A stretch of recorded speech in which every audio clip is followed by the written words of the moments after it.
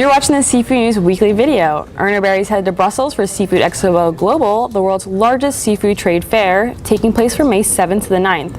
Visit us at booth 6-842 to buy posters and books. Plus, catch demos of Urner Barry's Comtel and foreign trade data services. I'm Seafood News Managing Editor Amanda Buckle. And I'm Urner Barry Seafood Market Reporter Lauren Castiglione.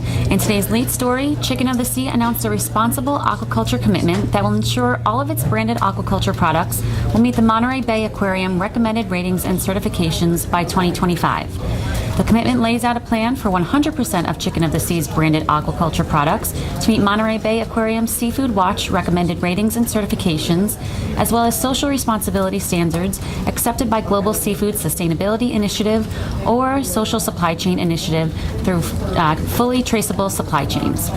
Progress towards this commitment is already well established, with a target of achieving 100% of the goal by 2025. This commitment is inclusive of all steps in the production process to ensure Chicken of the Sea's aquaculture supply chains are fully traceable and sustainable, from harvest to consumption. Well, why don't you just read the entire script, Lauren? Jeez. Okay. In other news, the Association of Genuine Alaska Pollock Producers announced a couple of new partnerships this week.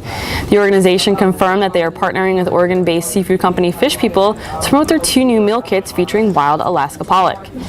In addition, the Association of Genuine Alaska Pollock Producers are also partnering with Trident to bring Trident's protein noodles made with wild Alaska pollock to consumers at club stores in the Bay Area and East Coast. Meanwhile, the vegan and vegetarian trend is growing, at least in Canada. According to a new study from Nielsen, 43% of Canadian consumers intend to increase their consumption of plant-based foods.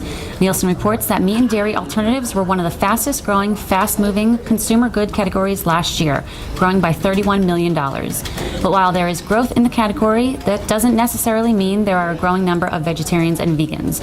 Only 20% of Canadian households consider themselves vegan or vegetarian. And in our final story of the day, the Maine Lobster Marketing Collaborative has appointed Marianne LaCroix as their new executive director.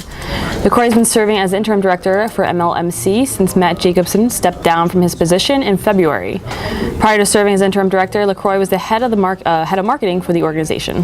And that wraps up our news for the week. Be sure to head over to seafoodnews.com or visit the Seafood tab in Comtel for a comprehensive look at the latest market and industry news. And don't forget to listen to a new episode of the Seafood News podcast released on SoundCloud and iTunes every Monday. Thanks for watching, and you be well.